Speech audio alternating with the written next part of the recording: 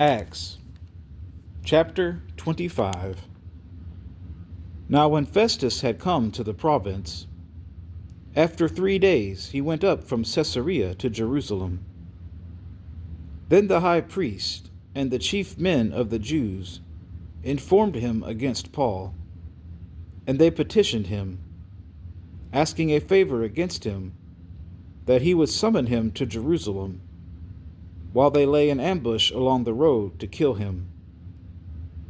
But Festus answered that Paul should be kept at Caesarea, and that he himself was going there shortly. Therefore, he said, let those who have authority among you go down with me, and accuse this man, to see if there is any fault in him. And when he had remained among them more than 10 days, he went down to Caesarea, and the next day, sitting on the judgment seat, he commanded Paul to be brought. When he had come, the Jews who had come down from Jerusalem stood about, and laid many serious complaints against Paul, which they could not prove. While he answered for himself, neither against the law of the Jews, nor against the temple, nor against Caesar, have I offended in anything at all. But Festus, wanting to do the Jews a favor, answered Paul and said, are you willing to go up to Jerusalem, and there be judged before me concerning these things? So Paul said, I stand at Caesar's judgment seat, where I ought to be judged. To the Jews I have done no wrong, as you very well know. For if I am an offender, or have committed anything deserving of death, I do not object to dying. But if there is nothing in these things of which these men accuse me, no one can deliver me to them. I appeal to Caesar. Then Festus, when he had conferred with the council, answered, you have appealed to Caesar? To Caesar you shall go. And after some days, King Agrippa and Bernice came to Caesarea to greet Festus.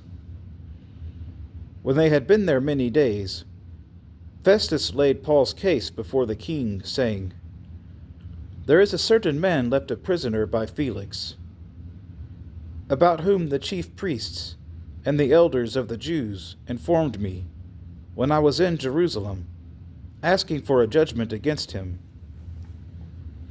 To them I answered, it is not the custom of the Romans to deliver any man to destruction before the accused meets the accusers face to face, and has opportunity to answer for himself concerning the charge against him. Therefore, when they had come together, without any delay, the next day I sat on the judgment seat, and commanded the man to be brought in. When the accusers stood up, they brought no accusation against him of such things as I supposed, but had some questions against him about their own religion, and about a certain Jesus, who had died, whom Paul affirmed to be alive. And because I was uncertain of such questions, I asked whether he was willing to go to Jerusalem, and there be judged concerning these matters.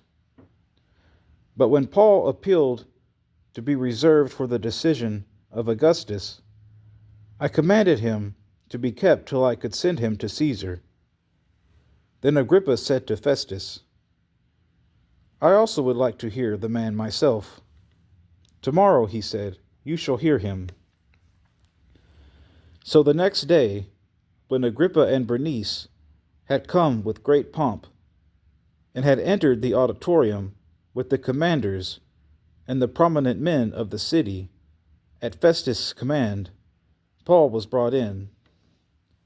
And Festus said, King Agrippa, and all the men who are here present with us, you see this man about whom the whole assembly of the Jews petitioned me, both at Jerusalem and here, crying out that he was not fit to live any longer. But when I found out that he had committed nothing deserving of death, and that he himself had appealed to Augustus, I decided to send him. I have nothing certain to write to my lord concerning him. Therefore I have brought him out before you, and especially before you, King Agrippa, so that after the examination has taken place, I may have something to write.